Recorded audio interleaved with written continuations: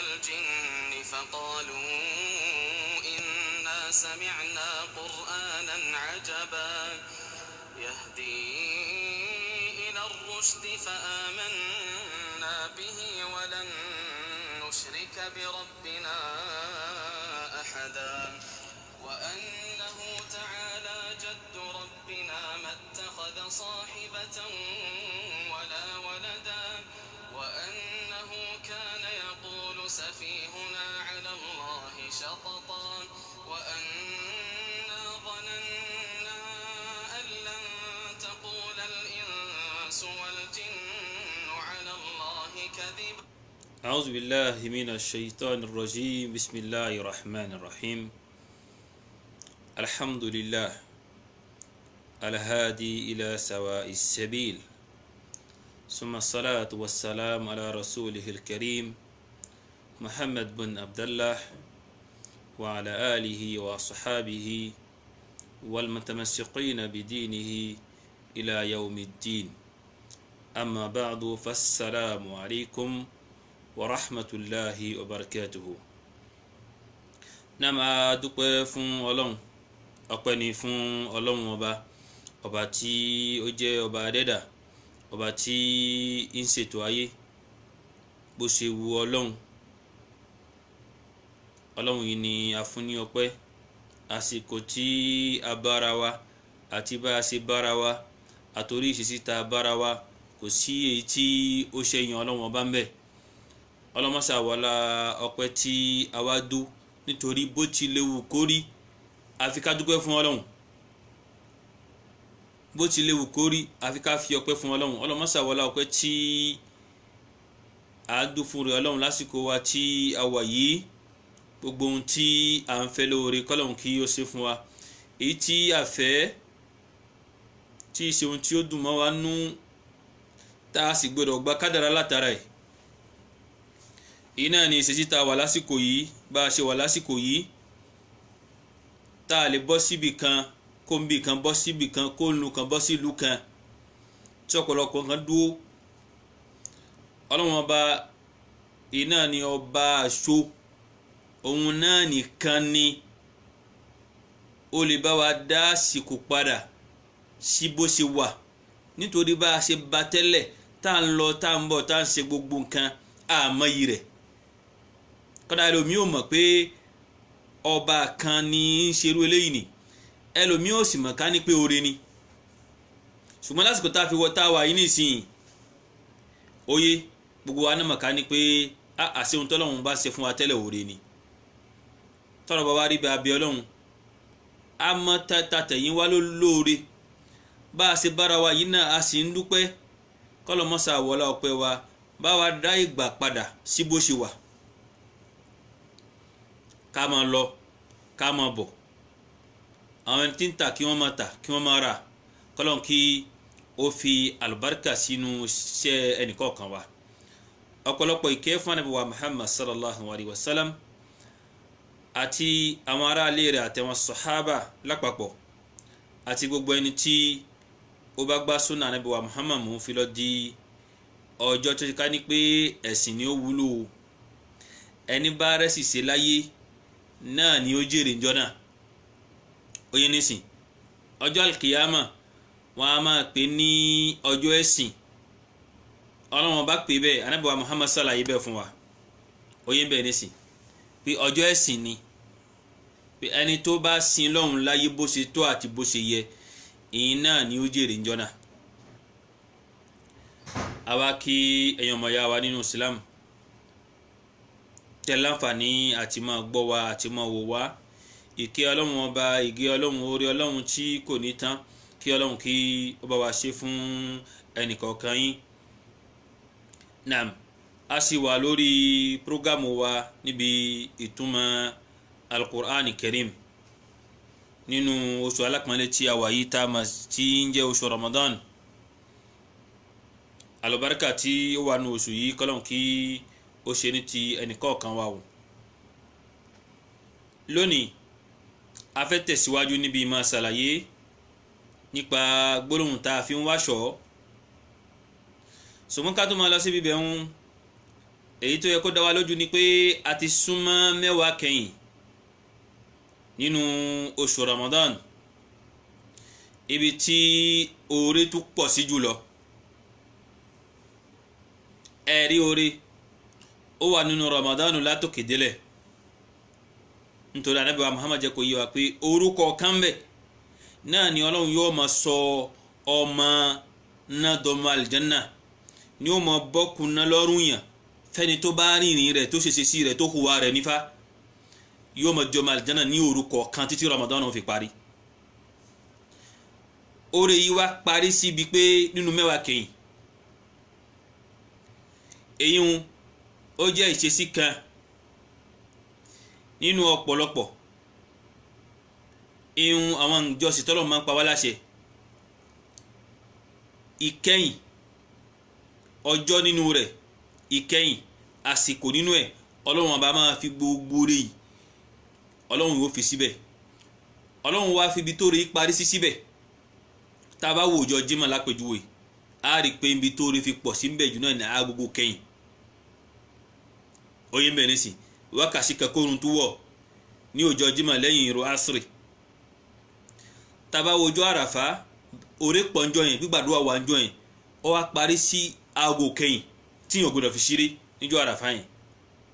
bẹ́ẹ̀ bẹ́ẹ̀ ni bákan náà ní oṣù Ramadan, oore wà ń bẹ, àlùbáríkà wà ń bẹ. oore yìí ó wá pọ̀ sí mẹ́wàá kẹyìn jùlọ. sábà òru ẹyọ kankan tí ń bẹ ń bẹ, òru yìí ó lóore ju ẹgbẹ̀rún oṣù lọ. ẹni tọ́lọ́run bá fi ṣe kóńgẹ́ rẹ̀, ó ní náfílà yẹn níjọ́ yẹn,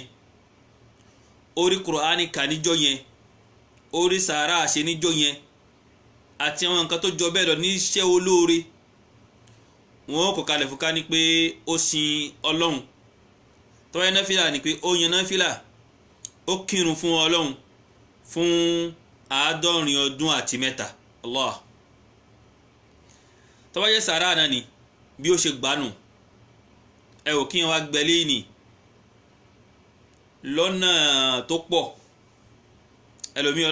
Ọlọ́run fi ìjọsìn rọ ọmọ ẹlòmí lọ́rùn tó ká ní pé wọ́n gba Ramadan 30 pẹ̀lú májẹ̀mú tó wà nú ẹ̀, wọ́n sì kí tahajud bó ṣe tó àti bó ṣe yẹ. wọ́n máa wá gbalada, wọ́n máa kọ́ kalẹ̀ fún pé lágbájá ó sin lọ́hùn fún 70 ọdún àti 3. oyè nísìn kí wọ́n wá gbà lọ́nà bẹ́ẹ̀ àti èyí tí wọ́n wá ń ṣe níjọsìn àtàwọn àǹfààní míì tó wà fún wa tá à ń rí. ẹ̀rí pé tí wọ́n bá rí lẹ́yìn ó sórí rẹ̀ nu. idan àsìkò náà ó ti súnmọ́ wa yìí, tọ́lọ́run bá ibi tá a bá wà tọ́lọ́run bá ní ká máa rí mọ́sálásí lọ, àsóríire. ibi tá a bá wà tọ́lọ́run ò bá sọ ká ní pé ká rí mọ́sálásí lọ kò bàjẹ́, ṣùgbọ́n ẹ̀mẹ́jà kọlẹ̀. tahajud èèyàn lè ké fún rẹ̀. mẹ́wàá kẹ́yìn, oyè nísìn mẹ́wàá kẹ́yìn yìí, Ànábì wa Muhammad sallallahu alayhi wa sallam ní pé ká wá òru Laylatul Qadri nítorí ìbẹ̀rẹ̀ Ọlọ́run fi sí. ẹ̀mẹ́jà sọ̀kò dára aláàmú pé àwọn ọjọ́ kan tí kò ṣeé pín, oyè mẹ́rin sí ọ̀rọ̀ lọ nípa eléyìí tó pọ̀. hadith Ànábì wa Muhammad sọ̀rọ̀ nípa eléyìí tó pọ̀, ṣùgbọ́n tá bá wo bí tí Ànábì wa Muhammad lọ gangan ni pé Ànábì ni ẹ wá sí mẹ́wàá kẹ́yìn, oyè mẹ́rin sí nítorí ọjọ́ yìí gangan pàtó Ọlọ́run fi mọ Ànábì pé ìjọba yìí ni. Ọlọ́run sì fi lè mọ Ànábì, ṣùgbọ́n Ànábì ò sọ fẹ́ nìkan, nítorí kí ẹ máa kọlẹ̀ orúkọ kan bẹ́ẹ̀ ló ní ládàá. èèyàn gbọ́dọ̀ wá kọlẹ̀ pé mo fẹ́ wá níjọ́ yìí kó wá sùn níjọ́ yìí. gbogbo ọjọ́ yìí ni ká fi yan náfìlà fọ́lọ́run, ká fi bẹ Ọlọ́run, ká fi ṣàdúà. gbólóhùn tá a máa wí nínú òru yẹn náà ni Allahumma innaka afuwwu tuhibbul afwa fa'fu anni.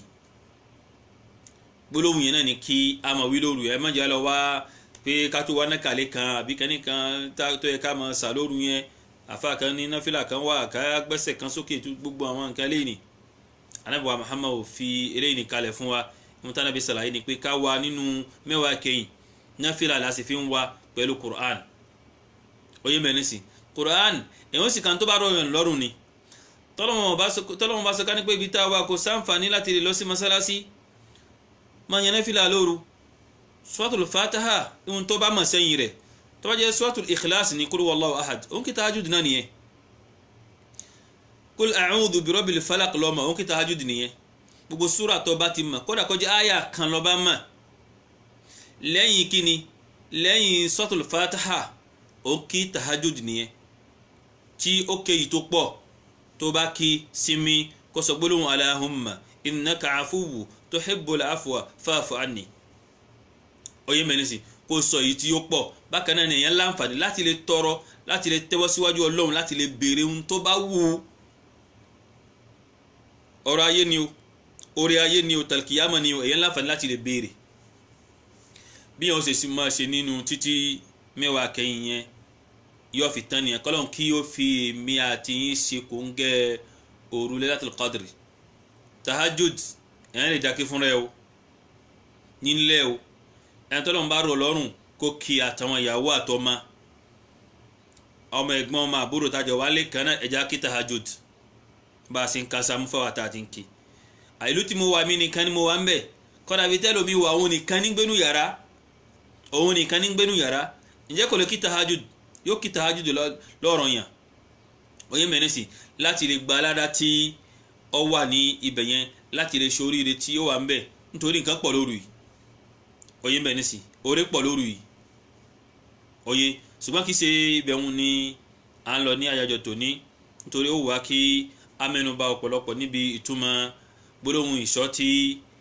à ń sọ fúnra wa nínú àwẹ̀ yìí oyè nísìn ṣùgbọ́n àwọn àyè tí Ọlọ́run gbà wá náà ni a fi ń ṣe eléyìí kọ́lọ́run kí ó ṣamọ̀nà wa kó ló ń sábà bí mọ̀nà fún àwa tí à ń wí àti gbogbo yìí náà tí ẹ mà gbọ́ wa a ti ṣàlàyé fúnra wa sẹ́yìn kí là ń pè ní ṣèitọ́nù ọ̀nà tí ó pín sí àti iṣẹ́ aburú tí ì máa ń ṣe àtàwọn ọmọ ogun tí ń lò tí wọ́n fi ń ṣiṣẹ́ a wá ṣàlàyé fúnra wa pé ọ̀nà wo ni ó fi borí ẹ̀ tàbí ẹni tí ó borí ẹ̀ iná ni mùmínì mùsùlùmí kí ni ó fi borí ẹ̀ iná ni gbólóhùn yìí ó yé mẹ́rin nísìn tí kò sì gbọ́dọ̀ fi nǹkan míì kún nítorí ihun tí a mọ̀ tá a fi ń lé ṣàítánù jìnnà nílẹ̀ bòmíì lágbègbè míì ó pọ̀ padà lọ́dọ̀ àwọn Lárúbáwá gangan pàápàá kí Ìsìlámù tún dé àwọn náà lọ́fọ̀ tiwọn àwọn náà ní àwọn nǹkan míì tí wọ́n ń pè tí wọ́n fi ń tọrọ dáàbòbò fúnra wọn kò sí inú náà tẹ́lẹ̀ yìí ni ò sí ṣùgbọ́n Ọlọ́run wá fi Ànábì wa Muhammad kẹwa ó wá fi Kùránì kẹwa ó wá ṣàlàyé ọ̀pọ̀lọpọ̀ nǹkan síbẹ̀ tá a fi máa tọrọ dáàbòbò lọ́dọ̀ Ọlọ́run bí kọ́lọ́run dáàbòbò wa níbi aburú ṣèitọ́nù kọ́lọ́run ṣọ́ wa àwọn àdábòbò yìí tá a bá sì ti ń ṣe a máa rí ọ̀pọ̀lọpọ̀ oore àtàfà níbẹ̀ gẹ́gẹ́ bí èyí tí àwọn ẹni àná ìyá tó bí ìyá Ànábì Ìsá oyè ń bẹ nísì tí wọ́n fi bí Maryam àdúrà tí wọ́n ṣe ni ó gbà lórí Maryam ó fi bí Ànábì Ìsá Ànábì Ọlọ́run irúfẹ́ àwọn nǹkan wọ̀nyí gẹ́gẹ́ bí àpèjúwe tó pọ̀ táwa náà lónìí á ní àǹfààní ẹ̀ nígbà tí a bá ti rìn lórí tí Ànábì wa Muhammad sallallahu alaihi nínú al-Qur'an oyè ń bẹ nísì kò wá sí ọ̀fọ̀ nínú Qur'an kì í ṣe kárí pé ọ̀fọ̀ Lárúbáwá là oyè bẹ̀rẹ̀ sí gbogbo ohun tí ń jẹ́ ìran ọ̀fọ̀ ìran kẹ́nìkan ògèdè tá a fi ń lálejànú tá a fi ń yọ nǹkan kò ní ara nínú ọ̀nà ṣèitọ́nù ni èèyàn ń wárọ̀ lọ́wọ́ lọ́dọ̀ ṣèitọ́nù ni gbogbo ẹni tó bá sì ti wárọ̀ lọ́wọ́ lọ́dọ̀ ṣèitọ́nù fahuwa mushrikun billahi ó ti pa nǹkan míì papọ̀ mọ́ Ọlọ́run nu iṣẹ́ tó jẹ́ ká ní pé Ọlọ́run ni ẹ fi ń lẹ̀ fún èmi Ọlọ́run nìkan ní màá ṣe ìmọ̀ bí ń ṣe yanjú rẹ̀ ṣùgbọ́n ọ̀nà báyìí ni kẹ́ ẹ gbà tẹ́ fi súnmọ́ èmi Ọlọ́run tẹ́ fi yanjú ẹ̀ ọ̀yìn nísì tí ẹ bá tó wá lọ fi Ọlọ́run lẹ̀ tí wọ́n lọ mú pé nǹkan míì tó náà òun fẹ́ fi yanjú ẹ̀ irọ́ o Ọlọ́run fún Ànábì wa Muhammad ní suratul Nas suratul Falak kó máa jẹ́ ìṣọ́ kó máa jẹ́ àdúà kó máa jẹ́ ìtúsílẹ̀ níbi aburú ṣèitọ́n kì í sọ fọ̀nù al-Qur'an o gbólóhùn kí gbólóhùn ni ìsọkúsọ ni àfáà tí ṣèitọ́n bá gbámú nínú ọ̀fọ̀ ń bẹ nínú al-Qur'an ifá ń bẹ nínú Qur'an a'udhu billahi minash shaitanir rajim oyin bẹ nísìn àwọn nǹkan wọ̀nyí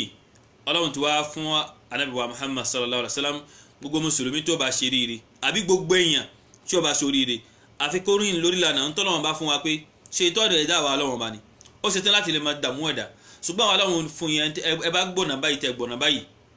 oyin nísìn ẹ lágbára lórí rẹ̀ kò ní lè sin kankan fún yín ọ̀nà báyìí ní kẹ́ gbà oyin bẹ̀ nísìn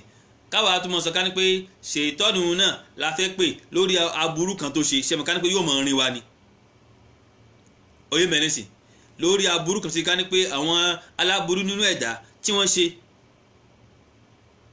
tí ká ní pé nínú agbára rẹ̀ náà ni wọ́n fi ṣe nínú ìránṣẹ́ ọmọ ogun rẹ̀ ni wọ́n fi ṣe kí àwọn tó lọ bá wọn ká ní pé òun fẹ́ wá tú sílẹ̀ látara bẹ̀ ọlọ́run sì ti sọ ká ní pé àwọn èèyàn àwọn ṣètọ́nù nínú èèyàn a máa tọrọ rọ̀ lọ́wọ́ lọ́dọ̀ ṣètọ́nù nínú àlìjẹ̀nú wọ́n wá fi ṣòro kún ṣòro fún ẹja ṣàkíyèsí ra wa ibi tá lọ lónìí ni pé àwọn ààyè kan wà tí Islam ti ṣe lófin fún wa pé ká máa tọrọ ọ̀ṣọ́ níbẹ̀ níbi aburú ṣètọ́nù oyè ká máa tọrọ dáàbòbò Ọlọ́run bá bẹ̀ níbi aburú rẹ̀ àwọn ààyè tó pọ̀ ni èyí tá a bá lè kà fúnra wa nínú ẹ̀ lónìí a gbọ́ nínú àwọn ààyè yìí ni pé tí a bá fẹ́ ka alukur'an Ọlọ́run pa wá láṣẹ pé tá a bá ka alukur'an ká sọ gbólóhùn ṣọ́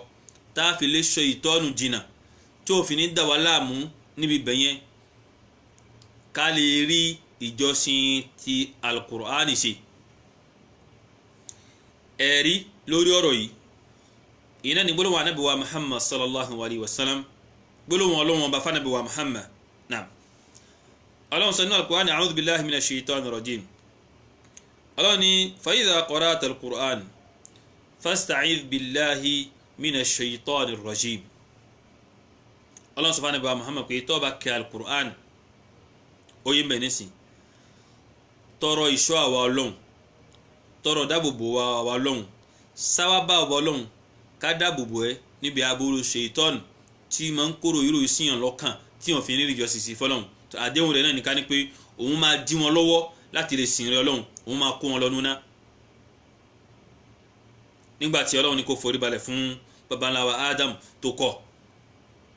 oyè mẹ́rin nísìn àsìkò sí fún wa láti lè máa pa ìtàn gbogbo wọn nǹkan ní ìṣèlú àwọn tó ṣe pàtàkì fún wa nínú ẹ̀sìn tí a máa lò iná ni a mẹ́nubà fúnra wa ìtàn yìí náà ni ìtàn tá a ti ń gbọ́ láti ọjọ́ tó ti pẹ́ oyè ń bẹ̀ nísìn èyí tó ṣe pàtàkì ní pé tá a bá fẹ́ ka alukur'an ká máa wí gbólóhùn yìí ká máa wí gbólóhùn ṣọ́ ní gbogbo ọ̀nà àwọn èyí tí a wá fúnra wa léríṣiríṣi tá a ṣàlàyé fúnra wa sẹ́yìn èyí tó ṣe pàtàkì ń bẹ̀ náà ni èyí tí ó gbajúmọ̀ ń bẹ̀ iná ni gbólóhùn a'udhu billahi minash shaitanir rajim òun nìyẹn náà ìhun jẹ́ àyè kan nínú ààyè tí ṣètọ́nù tí ó yẹ kí a ti máa tọrọ dáàbòbò níbi aburú ṣètọ́nù oyè mẹ́nísìn iná nígbà tí bá ń kóró irú ìsìyàn lọ́kàn nítorí ṣètọ́nù a máa kóró irú ìsìyàn lọ́kàn a máa dàyàn láàmú tó bá sì ti rí bẹ́ẹ̀ àfi kéèyàn sọ pé gbólóhùn a'udhu billahi minash shaitanir rajim oyè mẹ́nísìn Ọlọ́run sọ fún Ànábì wa Muhammad òjíṣẹ́ ńlá Muhammad pé wa imma yanzaghannaka minash shaitani nazg fasta'iz billahi innahu sami'un alim Ọlọ́run sọ fún Ànábì wa Muhammad pé tí ṣètọ́nù bá fẹ́ máa dà ẹ́ láàmú tó fẹ́ máa kúrò ìṣú ẹ lọ́kàn oyè ń bẹ̀ nísìn yá tọrọ dáàbòbò lọ́dọ̀ àwa Ọlọ́run nítorí àwa Ọlọ́run ọba tí ń gbọ́ ni wá ọba tó sì nímọ̀ nípa gbogbo nǹkan ni wá ẹ̀yin náà wò títí dórí àwọn ànábì Ọlọ́run náà ni ṣètọ́nù dá láàmú àwa èèyàn táwa jẹ́ èkìní tiwa oyè mẹ́rin sí èyí tó sì yẹ kí a lọ mọ̀ ni pé kó wá náà ló ní ṣètọ́nù tí ó máa tẹ̀lé ẹ̀ tí ó máa dá láàmú tí ò ní jẹ́ kó rí Ọlọ́run ọba sìn oyè mẹ́rin sí ìjọ kan lára Ànábì wa Muhammad sallallahu alaihi wasallam àti Aisha ìyàwó rẹ̀ ó ṣiṣẹ́ sí kan Ànábì wa ní ǹjẹ́ ṣètọ́nù ó ti dé báyìí o ṣètọ́nù rẹ̀ ti ń wá ọ sí ẹ lójú ó wà ó pé òun ìyàwó Ànábì Ọlọ́run ọmọ Abubakar Ànábì wa Muhammad sallallahu alaihi wasallam baálé mi báwo ni ṣètọ́nù ṣe wà pẹ̀lú òun Ànábì wa Muhammad sallallahu alaihi wasallam gbogbo èèyàn ló ní ṣètọ́nù gbogbo èèyàn ló ní ṣètọ́nù tí ó máa dá láàmú àfi kí yẹn kún láti lè máa bẹ lọ́hùn lórí ẹ̀ kó mọ́ borí yẹn ó wá ní pé àti wọn náà ànábì Ọlọ́hun ànábì ní bẹ́ẹ̀ ni ṣùgbọ́n Ọlọ́hun bá ti ràn òun lọ́wọ́ lórí ẹ̀ òun ti borí ẹ̀ oyè bẹ́ẹ̀ nísìn kò lágbára kan lórí tòun òun ti borí ẹ̀ òun ti ṣẹ́ dànù oyè bẹ́ẹ̀ nísìn ànábì borí ẹ̀ pẹ̀lú kíni pẹ̀lú ọ̀pọ̀lọpọ̀ àdúà àti ọ̀pọ̀lọpọ̀ náfìlà àti máa dúní má gbólóhùn yìí kò lè sí kankan fún Ànábì wa Muhammad sallallahu alaihi wasallam oyè nísìn àti ìmá dúní má gbólóhùn yìí láti lè máa wí ní gbogbo ìgbà àti ìdúró ṣinṣin lórí ọ̀nà Ọlọ́hun lórí ohun tọ́lọ́hun bá pa láṣẹ àti ìjìnà sí gbogbo ohun tọ́lọ́hun bá kọ̀ àti ìmọ̀ Ọlọ́hun bá sàn án tọ́lọ́hun bá yọ̀ǹda rẹ̀ fún Ànábì wa Muhammad sallallahu alaihi wasallam àwa náà ìrẹ́ ọmọ ìyá mi mùsùlùmí lónìí tí a fẹ́ kí ó lágbára lórí wa nítorí tó bá lágbára lórí yàn òun ní rezo tó yẹ pé nǹkan aburúkọ bá ń bọ̀ láti ibì kan òun ló lè jẹ́ kó kàn ẹ́ oyè mẹ́nẹ́sì òun fúnra ẹ dúró láti lè máa dà ẹ́ láàmú tí nǹkan bá ń bọ̀ bìkan tó bá jẹ́ nǹkan aburú gan pápá òun ló tó gbà yóò fi kàn ẹ́ nítorí iṣẹ́ tiẹ̀ náà ni pé kó fa aburú kàn ẹ́ àfi kíyàn sí ẹ̀láká yìí nínú ẹ̀sìn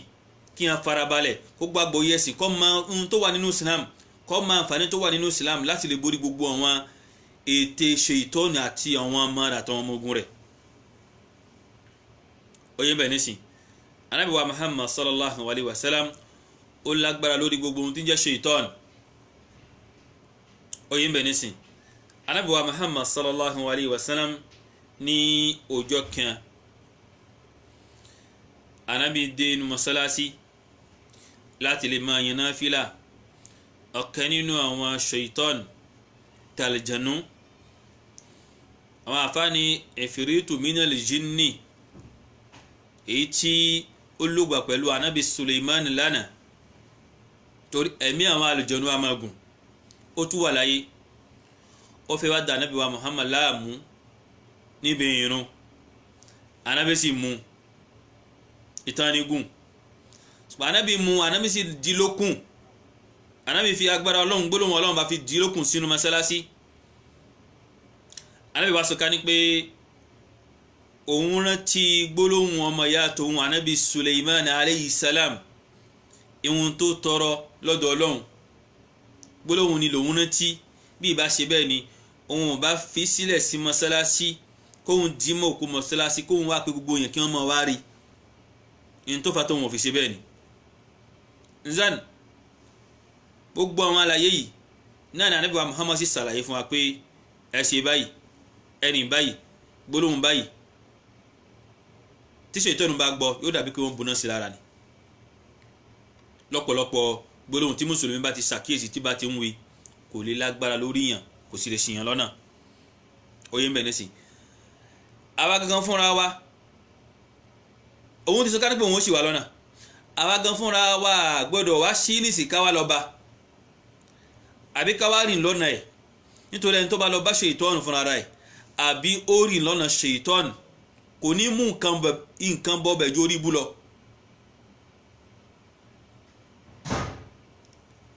kí yẹn lọ bá ṣèitọ́nù ó pọ̀ ọ̀nà ẹ̀ pọ̀ kí yẹn rìn lórí ọ̀nà ṣèitọ́nù ó pọ̀ oyè ń bẹ̀ nísìn kọ́dà níbi tá a ti ń ṣàdúà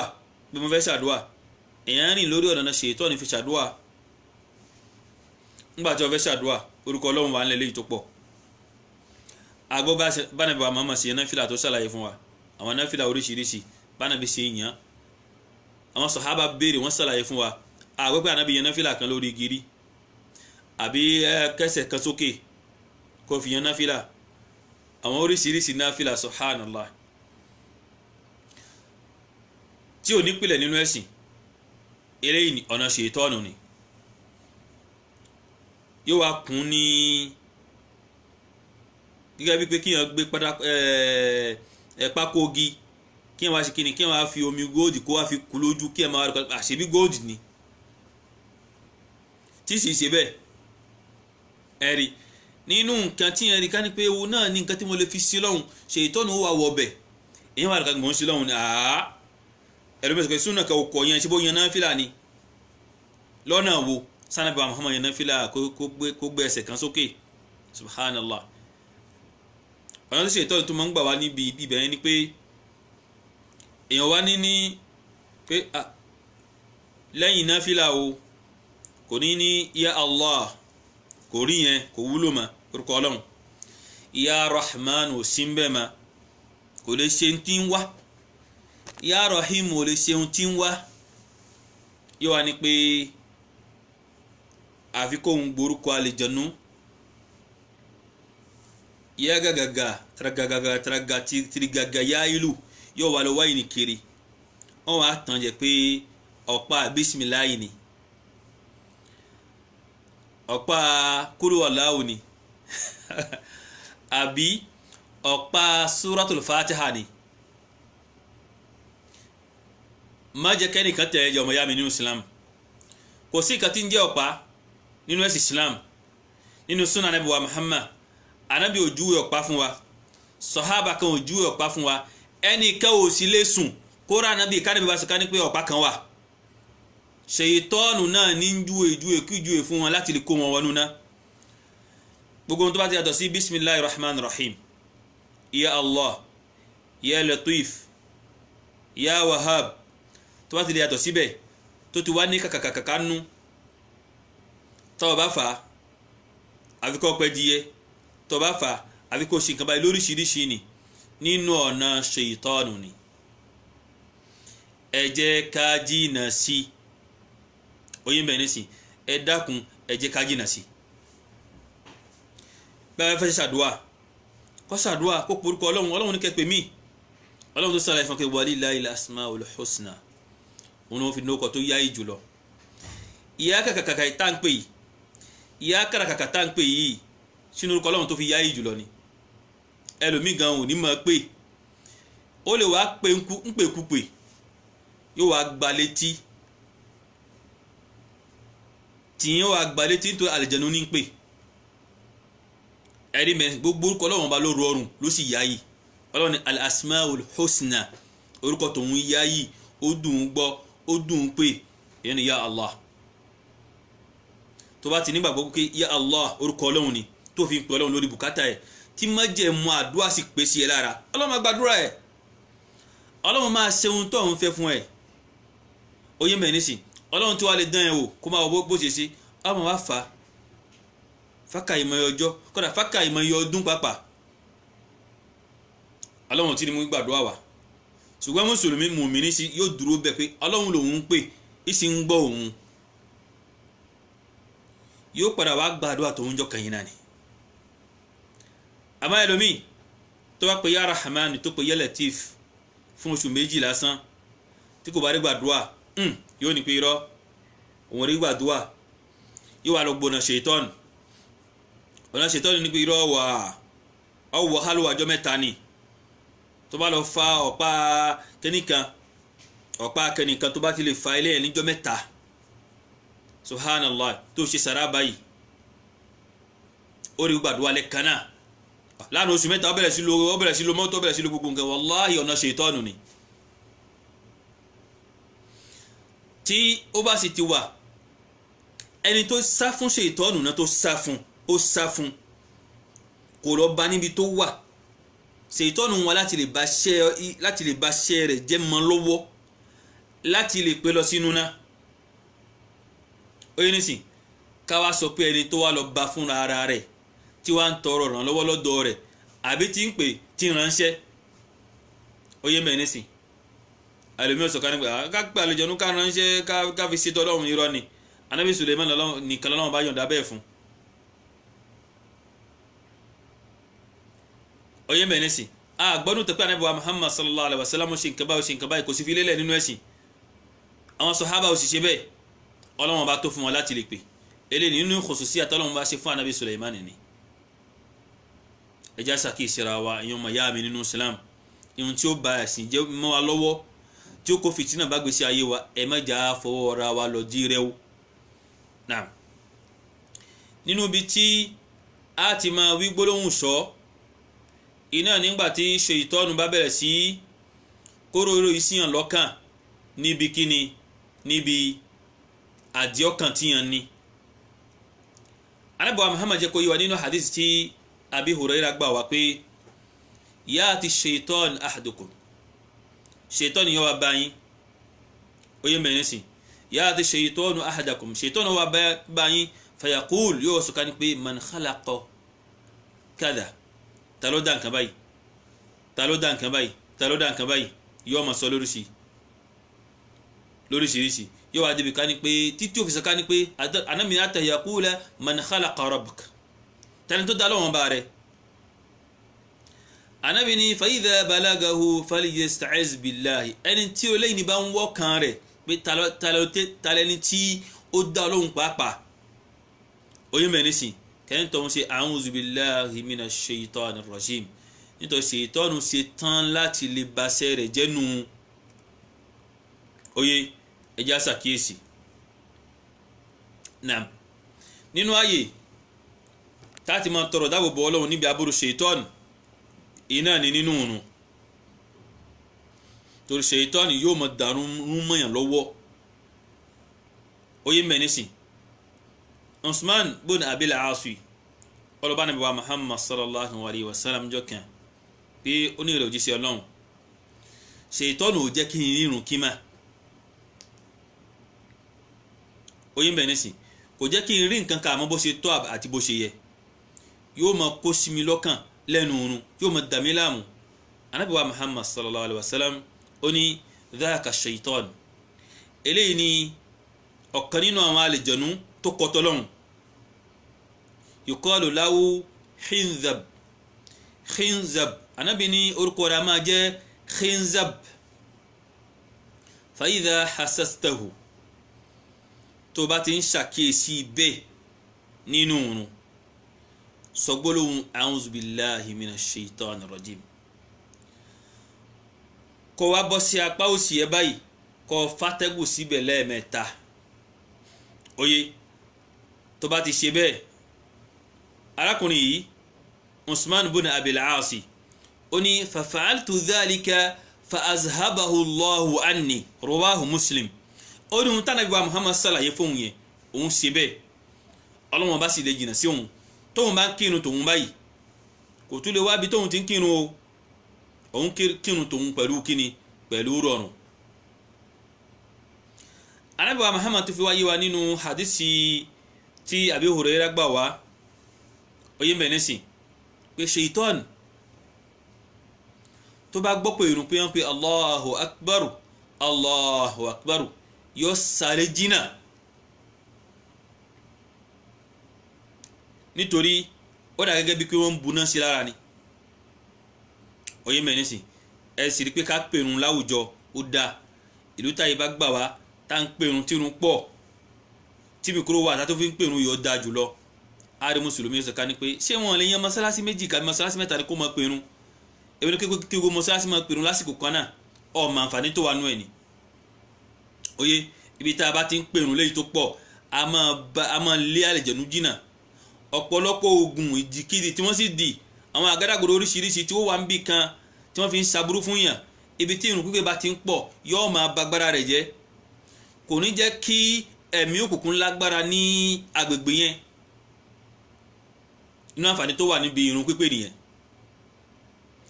Ànábì wa ni tí wọ́n bá pè irun tán yóò padà wá láti lè wá kóró irú iṣẹ́ ọkàn fún ẹni tí ń kírun oyè mẹ́nìsì yóò mọ̀ síbẹ̀ títí ẹni tí ń kírun kò ní mọ iye tó ń kí mọ́ méjì ni mo kí ni o àbí mẹ́ta o mo ti ka Fatiha o ẹ̀rí ń bẹ̀ nísì ngbà mí yẹn lè ṣe Allahu Akbar báyìí bí tó ti mọ ka Fatiha àtàyà ní ọmọ ṣẹlẹ̀ kan náà oyè nínú iṣẹ́ ṣètọ́nù ni nítorí ẹ̀ Ànábì wa Muhammad sallallahu alaihi wasallam sàlàyé fún wa nínú òun pé Ànábì a máa ṣe àdúrà tá ń pè ní du'aul istiftah Ànábì a máa ṣe nínú òun àwọn sàhábà bèrè pé ìrẹ́ òjíṣẹ́ lá Muhammad a rí pé ọmọ ń dákẹ́ láàrin ìgbà tó bá ṣe Allahu Akbar àti tó bá máa ka Fatiha kí ni nǹkan tó máa ń sọ ń bẹ̀ gbólóhùn tánàbí wa Muhammad sọ bẹ́ ẹgbà wá tí ó wá ó méjì ó sì lè jù bẹ́ẹ̀ lọ gẹ́gẹ́ bí tí mo mọ̀. Ànábì amani subhanaka allahumma wa bihamdika wa tabaraka ismuka wa ta'ala jadduk wa la ilaha ghayruk a'udhu billahi as-sami'il alim minash shaitanir rajim bismillahir rahmanir rahim. Ìgbà yẹn Ànábì ó ṣe bẹ̀rẹ̀ sí ka kíni yóò ṣe bẹ̀rẹ̀ sí ka fatiha sí òkè pẹ̀lú gbólóhùn alhamdulillahi rabbil alamin. ẹni mẹ́rin sí sẹ́ẹ̀rì pé Ànábì ti tọrọ dáàbòbò lọ́dọ̀ Ọlọ́run pé kó mọ́ kíni pé kó mọ́ wá kóró irú ìsìyàn lọ́kàn nígbà tí ó fẹ́ máa kírun yẹn. Bẹ́ẹ̀ náà ni ó yẹ káwa náà ṣe. Ànábì fi wá mọ wọn sọ̀hábà torí káwọn náà lè mọ̀ wọn sọ̀hábà fi mọ̀ wá náà wọn fi sáhùn kò sọ́nu àwa náà mọ̀ irúfẹ́ lẹ́yìn ni ó yẹ ká mọ̀ wí tábà tí ń wí nínú òrùn ká tó bẹ̀rẹ̀ ìrun níbi tí a ti wí yẹn. Ẹ̀kọ́ pọ̀ nínú Islam. Àlùjánnà ìṣọ̀fẹ́ tí wọ́n fi rí ayé ṣe tí wọ́n fi rí ìjọsìn ṣe bó ṣe tó àti bó ṣe yẹ àyàfi kó kọ́ ẹ̀kọ́ ẹ̀sìn kó farabalẹ̀ gbọ́ wá sí òun là ń sọ yín nísìnyí tá à ń ṣe yín nísìnyí. Díẹ̀ yẹn ni ó gbọ́ tọ́kẹ́ Pasuma ní kọrin bí mo ṣe ń sọ yín nísìnyí àbí Saidi ló gbé orin kan sórí kan nísìnyí àwọn mùsùlùmí tá a máa gbọ́ ni tá a máa ṣí ẹ̀ tá a máa fúlù ẹ̀ lóríṣiríṣi. Oyè mẹ́rin nísìnyí ṣùgbọ́n ìta sọ fúnra wa àwọn ìdánilẹ́kọ̀ọ́ yìí tó sọ̀rọ̀ ọ̀yàn ni ẹni tó bá ra àlùjánnà tí ó sì kéwú àfi kó farabalẹ̀ kó máa gbọ́ wá sí lọ́tún kó máa gbọ́ wá sí lọ́sì kó sì máa kọ̀ nǹkan kalẹ̀. Nítorí gbogbo nǹkan wọ̀nyí tó bá farabalẹ̀ kọ́ ọ̀ma ó oríṣiríṣi kan ṣe tààrà ṣètọ́ ni máa da ẹ́ láàmú ó sì ráàyè láti rí kíni láti lè wọ gbọ́ àwọn nǹkan yìí tọ́lọ́wọ́n bá kọ́ àtẹ̀yí tí kò ní sí ẹ́ láǹfààní kankan. àwọn ẹ̀kọ́ yìí ó yẹ kí wọ́n mọ̀ ẹlòmíràn tí mo fàtí àdébò yóò wà mẹ́lẹ́ yìí ni kò sì ronú jọ kankan ní pé ó yẹ kóun jókòó láti lè kọ́ suratul Fatiha. Naam nínú àwọn àyè tó yẹ kí ẹ máa ṣàkíyèsí láti lè máa léṣe ìtọ́nù jìnnà náà ni pé ìgbà tínú bá ń bíyàn tí yàn bá rí pé ìbínú dé tí mo bá kan jẹ́ wallahi ṣe ìtọ́nù ni ìbínú yẹn yóò kọjá la kódà ẹni tó wọn ò ní mọ ọmọ kò sì ní mọ ìyàwó kódà kò ní mọ òbí rẹ̀ pápá orí mẹ́rin sí tó bá ti wá ṣẹlẹ̀ síyàn bẹ́ẹ̀ kí ẹ ti mọ̀ pé ṣe ìtọ́nù ní àfi kí yàn ṣe pé lọ́wọ́ a'udhu billahi minash shaitanir rajim láti lè lé jìnnà Ọlọ́run bá mi lè jìnnà aburú lè jẹ́ nítorí nígbà tí inú bá ti ń bíyàn yìí èèyàn sọ tí ò yẹ kí yàn sọ sọmọ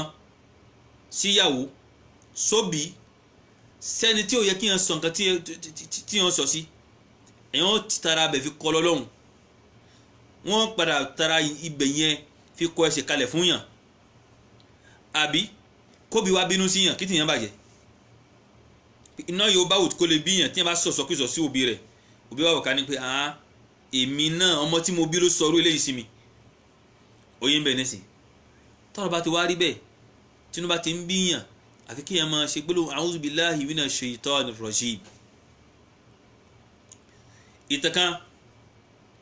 gẹ́gẹ́ bá a ṣe ṣàlàyé fúnra wa pé arákùnrin méjì kan wà níbi tánàbí wa Muhammad wa sahaba tí ó gba hadisi yìí wá iná ni Suleiman bonu Surad ni ó gbà wá ó ní àwọn bẹ̀rẹ̀ ní yòókù njọ́ pẹ̀lú ànábì wa Muhammad sallallahu alaihi wasallam lárákùnrin méjì kan ni wọ́n ṣe ń jànú tó ń búra wọn kò sí ohun tí wọ́n sọ ìbínú kọjá gbogbo ojú lọ́pọ́n ni wọ́n ṣe ń búya ara wọn ni wọ́n ń bú bàbá ara wọn tẹnìkan nínú àwọn arákùnrin tí ẹ wá le jù oyin mẹ́rin sí tọ́wọ́ ti pé èèyàn sì ti ń bú ibà yẹ ẹ̀ oyin mẹ́rin sí ibà yẹ alágbájá tó sọ yẹn ìyá àti ìwọ ló ṣẹ́bi lé wọ́n máa kọ ẹ̀san fún ẹ pé ìwọ tó sọ pé ibà yẹ alágbájá àwọn màláíkà máa kọ ẹ̀san fún ẹ ká ní pé ó sọ fún pé Ọlọ́run ò bá mi ṣe ọ̀pọ̀lọpọ̀ ibi fún ìyá mi ó tọrọ ibi fún màmá rẹ̀ nù ọmọ tó bá ti tọrọ ibi fúnra ẹ̀ tó gbé ìyá rẹ̀ sí pé tí ó bá tó ń bá pẹ́ Ọlọ́run bá jẹ́ ìyà ni nínú àwọn ẹ̀ṣẹ̀ tó fi tóbi jùlọ ni oyè ń bẹ̀ nísìn gbàtà bí wá wò wọn anábì ní inni la a'lam kalimatan law qalaha la zahaba anhu ma yajid anábì ní òun mọ gbólóhùn kan Ọlọ́run fi gbólóhùn kan mọ̀ wọn nínú àwọn gbólóhùn tọ́lọ́run bá fi mọ̀ wọn ni pé tarakùnrin bá sì lè rí ààyè láti lè wí gbólóhùn yìí èyí tí ń dá láàmú yẹn tí ìbínú yẹn fi lágbára bó ṣe lágbára yẹn yóò jìnnà sí anábì wa ní law qala a'udhu billahi minash shaitanir rajim oyè mẹ́rin sí wọ́n wá sọ fún arákùnrin yẹn pé wí gbólóhùn yẹn kí ìbínú tí ń ṣe ẹ́ kó lè jìnnà sí ẹ ó ní inni lastu bimajnun ó ní mi ṣe wèrè kì í ṣe wèrè nìkan kì í ṣe ìtọ́nù máa ń fọwọ́ báyàn tí yẹn máa ń ya wèrè lóòótọ́ gẹ́gẹ́ bí hamzi rẹ̀ ṣùgbọ́n tínú bá ń bí yẹn pàápàá tó arákùnrin yìí ó mọ̀ ká ní pé bí yẹn bá sọ gbólóhùn yẹn yóò fi lè ṣe ìtọ́nù jìnnà àbí pé ẹni tó fẹ́ di wèrè olóhùn ò jẹ́ wèrè àwọn jẹ́ kó mọ iye pé èyí tí ń ṣe ọ̀hún náà nínú iṣẹ́ ṣe ìtọ́nù ni wọ́n jẹ́ kó bá ṣe ẹ̀ jẹ́ sọ a'udhu billahi minash shaitanir rajim. ọ̀kan nù táwọn ṣàkíyèsí ẹ̀ tí mùsùlùmí máa ṣàkíyèsí ẹ̀ tínú bá ti ń bí ẹ jù láàrin wa àtìyàwó láàrin wa àtọmọ láàrin wa àtọkọ rẹ sọ a'udhu billahi minash shaitanir rajim kó sì jìnnà kó dákẹ́ pápá ó fi dáa jùlọ. naam nínú ààyè tí ẹ̀sìn wa tó ti ṣàlàyé fún wa pé ká máa wá dáàbòbò ká máa wá ṣọ́ níbi aburú ṣèitán tí kò fi ní lè bẹ̀sìn wa jẹ́ iná ní nígbà tá a bá lálàá ìyún àlá tí ò da tá a rí ohun tí ò da lẹ́nu oorun. èyí ni tábàlọ́wọ́ hadisi tí Abi Qatada tí ó gbà wá kí ọ̀nà ọlọ́wọ́n bá kó mọ́ lọ́ba ó ní òun gbọ́tà Ànábì wa Muhammad sallallahu alaihi wasallam sọ pé arú'ya minallahi pé kí n rí nǹkan tó da lẹ́nu látọ̀dọ̀ ọlọ́wọ́n bá ní walhulum minash shaitan kí n rí nǹkan tí ó da tí ó máa bàyàn lẹ́rùn tí ó máa sá èyàn wá jí òrìká ní pé gbogbo ara ló ti fi gọ́ọ̀rùn wọ́n na ẹlòmíì lẹ́nu oorun pápá yóò rí pé mò ń lálàá ní ipa pé wọ́n nà mí ní látọ̀dọ̀ ṣètọ́nù nìyẹn. kò sí nǹkan méjì tó fẹ́ kó o ṣe ju pé kọ́ ọ lọ́lẹ̀ yẹ̀mí wò nǹkan yìí ìṣojú lásán o aláìṣojú lásán o bílẹ̀ bá ti mọ́ àfi kẹ́ ẹ jáde síbi àlá yẹn o subhanallah oyè nísìn má jáde sálà má jáde sálà nítorí tó bá ti lè lọ bí pé yẹ̀mí wò ẹ bá mi wò kí ni ìtumọ̀ àlá yẹn oyè nísìn tí wọ́n wá wò tí ó wá wò ó tó bá yẹ babaláwo ni ó lè da ọ̀pẹ̀lẹ̀ ẹlòmíì lè dowó ẹyọ oyè nísìn lóríṣiríṣi ó sì wà lọ́dọ̀ àwọn àfàṣe ìtọ́ọ̀nù àwọn àfàṣe ìtọ́ọ̀nù ó wà lọ́dọ̀ tiwọn náà kọ́lọ́n bá wa ṣamọ̀nà gbogbo wọn. ẹni tó bá ti lè sọ fún ẹ pé nǹkan báyìí ti ń ṣe ẹ yìí ó gbé tẹ̀síbá ni ó gbé tẹ̀síbá ni pé tẹ̀síbá ló ti wò ó nígbà tó fà á sọ̀tún tó fà á sọ̀tún àlùjọ̀nnú ní bá ṣiṣẹ́ yẹn oyè mẹ́rin sí má gbàgbọ́ o má lọ dépò yọ ọ gbàgbọ́ ẹlẹ́mìí lè ṣí Qur'an wọ́n ní Qur'an ló ṣí Qur'an ló mọ̀ sí inú Qur'an ló ti ṣàlàyé àlàyé fún mi wàláhì irọ́ ni ọ̀nàánú ni nítorí irúfẹ́ ìṣesí bẹ́ẹ̀ ò sínú Islam ọ̀nà ṣèyítọ́ọ̀nù ni káyẹ nǹkan wò sínú Islam gbogbo àfáàtì bá ti wá yẹ nǹkan wò ṣèyítọ́ọ̀nù ti mú un báyìí kálọ̀ ń jẹ́ kí wọ́n rí tu sílẹ̀.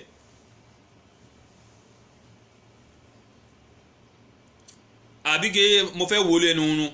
a ṣe istikhara lórí ẹ̀ ẹ má wò ó a ṣe istikhara lórí ẹ̀ istikhara tánà bí sọ pé kọ́lọ̀ báyàn ṣẹ̀ṣà tí wọ́n fẹ́ ṣe nǹkan kọ́lọ̀ báyàn ṣẹ̀ṣà lórí ẹ̀ ìyàwó ni o ó fẹ́ kọ́lé kan ni ó fẹ́ ṣe kí wọ́n kọ́lọ̀ báyàn ṣẹ̀ṣà lórí ẹ̀ èèyàn fẹ́ lọ ṣokòwò kan ni kọ́lọ̀ báyàn ṣẹ̀ṣà lórí ẹ̀ àdúrà ni náfìlà pẹ̀lú àdúrà ni tí yẹn bá ṣe ṣe bó ṣe tó àti bó ṣe tó sì jẹ́ mùmínì tó jẹ́ mùsùlùmí oyè mẹ́rin sí ọlọ́run máa tọ́ sọ́nà lórí nǹkan yẹn tó bá jẹ́ obìnrin ni ọlọ́run máa tọ́ sọ́nà lórí ẹ̀ níbi pé kó mọ́ nífẹ̀ẹ́ mọ́ kó mọ́ wù lọ́kàn mọ́ oyè mẹ́rin sí lóríṣiríṣi ọlọ́run máa mú kan ní ìwà kí ṣe pé lẹ́nu oorun nígbà tá a sùn lẹ́nu oorun a wá rí i pé kẹ́nìkan yóò tún máa tuntun wá dá yẹn láàmú eléyìí ní o sínú Islam. Ànábì ní tí yẹn bá wá rí nǹkan tó báyàn nínú jẹ́ tó báyàn lẹ́nu àlá tó bá dìde ń bẹ̀ kó fàtẹ́gùn sí apá òsì rẹ̀ lẹ́ẹ̀mẹ́ta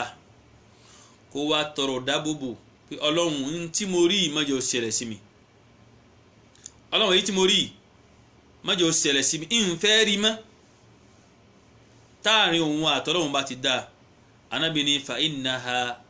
lan tadurahu Ànábì ní nǹkan bẹ́ẹ̀ torí yẹn kò ní ní lára láyé ẹ o Ànábì tó do lan zamahshariya pé kò ní ní lára oyè ń bẹ nísìn tọ́rọ̀ bá wá rí bẹ́ẹ̀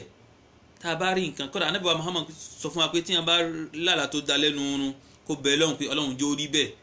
kó sì máa sọ fẹ́ nìkan ju ẹni tó mọ̀ ká ní pé òun ó fẹ́ràn tòun lọ lóòótọ́ tala wa mọ̀ kó fẹ́ràn wa tí a bá wá rí nǹkan tó burú Ànábì ní kó má lọ fẹ́ kó má rò aláìfẹ́ nìkan kó tọrọ dáàbòbò nípa ẹni pé Ọlọ́run má jẹ́ ó ṣẹlẹ̀ sí mi kó bẹ̀ Ọlọ́run tó bá lè ṣe sàárà kó ṣe sàárà tó bá lè gbààwẹ̀ kó gbààwẹ̀ sórí ẹ̀ oyè ń bẹ̀ nísìn ìdàn ẹja ṣàkíyèsí nínú ọ̀nà tí ṣètọ́nù máa ń gbà wá sọ fún àwọn àyíká wa tá ń pè ní mọ̀náfíìsì ṣètọ́nù ibi tí máa ń gbà wá báyàn ọ̀kan nìyẹn ibi tí máa ń gbà wá báyàn ọ̀kan nìyẹn o tó kọ̀ rí inú wa ọ̀kan wà tí ká ní pé ó wà pẹ̀lú yẹn ní gbogbo gbà ní kọ́dà àwọn àfáàjẹ́ kó yí wa pé nínú àwẹ̀ yìí nísìn wọn mọ̀hún so èyí tí ń bẹ pẹ̀lú yẹn tí wọ́n ń pè ní kàrínù yẹn òun wọn mọ̀hún so nínú àwẹ̀ yìí o ó wà pẹ̀lú ẹni gbogbo gbà o oyè mẹ́rin sí ọ̀nà tí ó máa wá gbà tí ó fi máa tarí rẹ̀ tó fi máa tẹ̀síwájú ó pọ̀ lọ́wọ́ ẹ̀ nínú ọ̀nà tí máa ń gbà wá náà ni eléyìí o oyè nísìn aláìsí nǹkan tí yóò ti kọjá tó ti lágbára tí òun wá máa sáré kọjá là lọ débi tí ò yẹ gbogbo bí wọn bá rí nǹkan tí ó bá yàn lẹ́nu bó ti lè kó bá yàn lẹ́nu tó ibikíbi tó bá wà Ọlọ́run wà pẹ̀lú ẹ̀ ń bẹ̀ tẹ́wọ̀ rẹ sí Ọlọ́run kò pè Ọlọ́run tó bá wá ra àwọn àfáàrí tí wọ́n wà lórí sunna Ànábì wa Muhammad sallallahu alayhi wa sallam tí wọ́n yìí ṣe àfà tí ká ní pé àwọn àtàwọn tó ká ní pé wọ́n máa forúkọ ìsìlámù jẹun máa forúkọ ẹ̀sìn jẹun ní tí bá ṣe irúfẹ́ wọn lẹ́yìn ni èèyàn lè bá wọn kí wọ́n kọ́ ẹ̀ lẹ́kọ̀ọ́ báwo ni wọ́n ṣe ń ṣàdúrà kí wọ́n tún fi nígbàgbọ́ òdodo fi rílẹ̀ lọ́kàn yàn oyè ń bẹ nísìn nínú ọ̀nà nínú àwọn ààyè tí òfin wa ìsìlámù ti pa wá láṣẹ pé ká máa lé bàbá burúkú yìí jìnnà ká má jẹ́ kí ó ba iṣẹ́ wa jẹ́ iná nígbà tá a bá fẹ́ wọ mọ́sálásí o oyè nísìn tá a bá fẹ́ wọ mọ́sálásí Ànábì wa Muhammad sallallahu alayhi wa sallam rẹ́ bí hadisi tí Amru bun al-Aasi tí ó gbà wá Ànábì wa Muhammad sallallahu alayhi wa sallam tó bá wọ mọ́sálásí Ànábì ní a'udhu billahi al-azim wa biwajhihi al-karim wa sultanihi al-qadim minash shaitani ar-rajim choma musulumi nto ya kamani oye benesi a'udhu billahi al-azim wa biwajhihi al-karim wa sultanihi al-qadim minash shaitani ar-rajim tó bá ti mọ̀ gbele nto ya kó máa kọ máa sọ a'udhu billahi minash shaitani ar-rajim tó wá fẹ́ wọ mọ́sálásí oye menesi tó wá fẹ́ wọ mọ́sálásí sọ a'udhu billahi minash shaitani rajim Ànábì kọ́ wa bẹ́ẹ̀ nínú tí ó yẹ kí a máa ṣe ni torí ẹ̀yẹ́ lè wọ mọ́sálásí gbà mí kó tó máa kánjú láti lè bẹ́ jáde kọ́kọ́ ẹ̀ má síbi níbi irun tó fẹ́ kí oye menesi nínú ẹgbà wá hadith Ànábì wa Muhammad mi tí Abi Hurairah gbà wá Ànábì ní tí a bá wọ mọ́sálásí kó ṣe salatu fún Ànábì wa Muhammad kó wá sọ ká ní pé Allahumma iftahali abwaba rahmatik tó bá wọ mọ́sálásí Allahumma salli ala Muhammad wa sallim Allahumma iftah li abwaba rahmatik tó bá jáde kó ṣe salatu fún Ànábì wa Muhammad Ànábì ní kó wá sọ pé Allahumma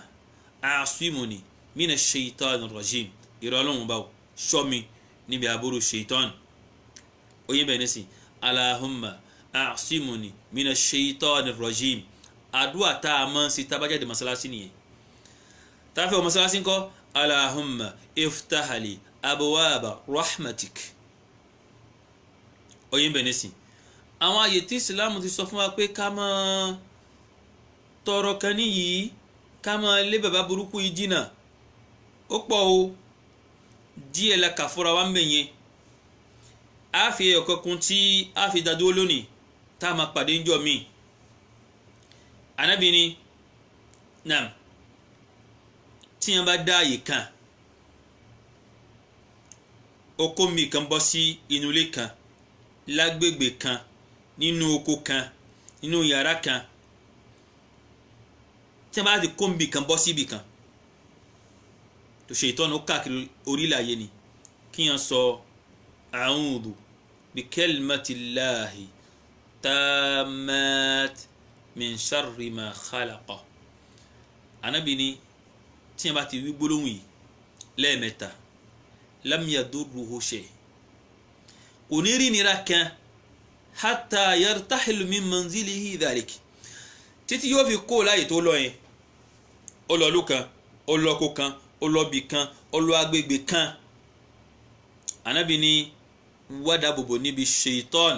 níbi aburú rẹ̀ lẹ́ẹ̀kan náà kí ni gbólóhùn yìí tá a fi máa wá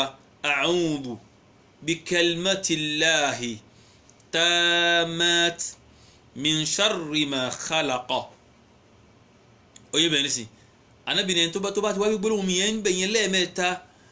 lam yadurruhu shay kò ní rí ìnira kankan ìnira kan ò ní kan bẹ́ẹ̀ sagunsagun kan ò lè kan ọ̀fọ̀ kan ò lè kan bẹ́ẹ̀ ìníkíni kan ò lè kan títí ó fi kó ń bẹ̀yẹn oye nítorí gbogbo àwọn tí ń saburú kọ́lọ́mọ́ bá fi wọ́n mọ́nà subhanallah ihun tí wọ́n lò fi saburú wọn náà ni ṣèitán minal jinn àwọn àlùjànnú tí wọ́n ṣe mùsùlùmí òun ni gbogbo àwọn ológun gbogbo àwọn akẹni lóríṣiríṣi ni wọ́n lò fi saburú wọn tí wọ́n bá sì ti wá ń tọrọ dáàbòbò lọ́dọ̀ Ọlọ́run bá níbi aburú tí ń jẹ́ gbogbo ṣèitánù àtẹni tó ṣógun àtàlùjànnú tó ránṣẹ́ Ọlọ́run yóò jẹ́ olùṣọ́ ẹni tọ̀hún kọ́lọ́run kí ó máa ṣọ́ wa kí Ọlọ́run kí ó máa fi wá ńlẹ̀ ibi tí a ti dúró ní kọ́lọ́run kí ó ṣọ́ wa ju ìgbà míì lọ. Assalamu alaikum wa rahmatullahi wa barakatuhu.